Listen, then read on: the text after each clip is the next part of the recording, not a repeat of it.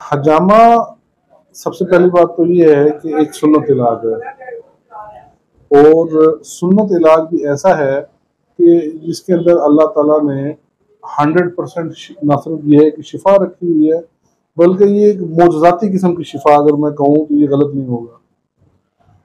मोजज़ाती शिफा का मैंने इसलिए कहा कि ये इंतहाई फौरी असर दिखाता है आपको, बगैर किसी मेडिसिन के आपको फौरी तौर पे आपको पेन से रिलीफ देता है। आपको कोई किसी भी किस्म का मसला हो उससे आपको फौरी तौर पे निजात दिलाता है। ठीक है, दर्द हो गया, कोई बीमारी है किसी भी किस्म की, तो अगर आप इसके बैकग्राउंड की तरफ जाएं तो इसका बैकग्राउंड ये है कि अल्लाह के नबी सल्लल्लाहु अलैहि वसल्लम जब मिराज का जब वाक़या हुआ था, आसमानों की सैर पर अल्लाह के नबी सल्लल्लाहु अलैहि वसल्लम गए थे, तो जिस जिस आसमान से गुजर रहे थे, हर आसमान पर जो फरिश्ते उनको मिलते थे, जो उन पर सलाम पेश करते थे, वो साथ ये भी कहते थे कि आप अपनी उम्मत को हिजामे का हुक्म करें। मतलब तलकीन का लफ्ज नहीं आया, हुक्म का लफ्ज आया कि आप अपने उम्मत को हजामे का हुक्म करें। तो अब आप सोचें कि ये कितनी बड़ी बात होगी। और इसका एक और, अगर आप इसको एक और एंगल से भी देखें तो हजरत जिब्राइल अमीन अल्लाह के नबी वसल्लम के पास आते थे पैगाम लेकर, अल्लाह ताला का पैगाम लेकर भी आते रहे हैं। ठीक है, कुरान पूरा नाजिल हुआ है, तो वो जमीन पर भी आकर ये कह सकते थे, बता सकते थे अल्लाह के नबी को कि आप अपनी उम्मत को हिजामे का हुक्म करें। क्या वजह है कि आसमानों पर ही बुलाया गया, और आसमानों पर बुलाकर ही ये उनको ये तोहफा जो है इस उम्मत के लिए जो है वो अता किया गया कि जब आप किसी मेहमान को अपने पास बुलाते हैं तो आप उसको वापसी पर कीमती तोहफे देते हैं, उसकी शान के मुताबिक उसको तोहफे देते हैं, अपनी हैसियत के मुताबिक उनको तोहफे जो है वो देते हैं। तो जब अल्लाह के नबी सल्लल्लाहु अलैहि वसल्लम मिराज पर गए तो जहाँ नमाज का एक बहुत बड़ा तोहफा लेकर आए इस उम्मत के लिए, वहीं पर ये हजामे का भी एक बहुत बड़ा तोहफा था जो कि अल्लाह ताला ने जो है उनको अता किया।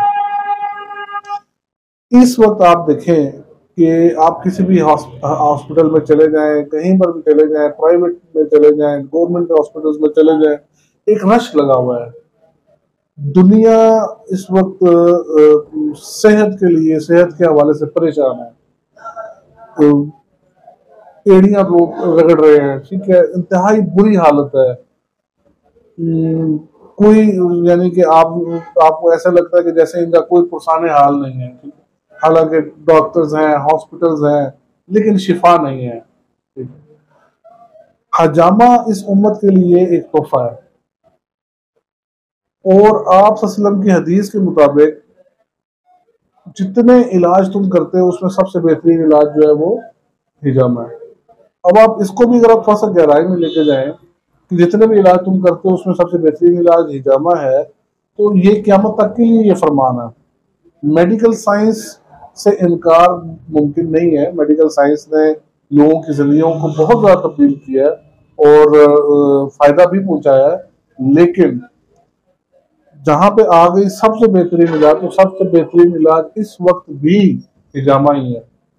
उसकी वजह क्या है? आपको मैदे की कोई तकलीफ होती है, आप डॉक्टर के पास जाते हैं, डॉक्टर आपको एंटीबायोटिक देता है, आप वो एंटीबायोटिक इस्तेमाल करते हैं, कुछ दिनों के बाद आपका मैदा ठीक हो जाता है। लेकिन एंटीबायोटिक अब क्या करती है, डॉक्टर्स जो है खुद भी अब नई रिसर्च के मुताबिक, एंटीबायोटिक जहां पर जो बैड बैक्टीरियाज हैं, जरासीम है, वायरसेस हैं, उनको खत्म करती है। वहां पे जो गुड बैक्टीरियाज है जिस्म के अंदर जो हमें चाहिए, वो उनका भी खात्मा करती है, जिसकी वजह से हमें उस एंटीबायोटिक्स के साइड इफेक्ट्स जो है वो भुगतने पड़ते हैं। हजामा विदाउट मेडिसिन एक इलाज है, और इसकी सबसे बड़ी खूबी यह है कि इसका कोई साइड इफेक्ट नहीं है। आप विदाउट मेडिसिन रिकवर करते हैं, इससे बड़ी और क्या बात हो सकती है। हिजामे का प्रोसेस ये होता है कि इसके अंदर आपका जो गंदा टॉक्सिक ब्लड है वो निकाला जाता है। जब आप के अंदर से गंदा ब्लड, गंदा मवाद जो है, जहरीला मवाद जो है, टॉक्सिक ब्लड जो है जब निकल जाता है, आप ऑटोमेटिकली रिवाइव हो जाते हैं। ये इसका बेसिक थीम है हिजामे का।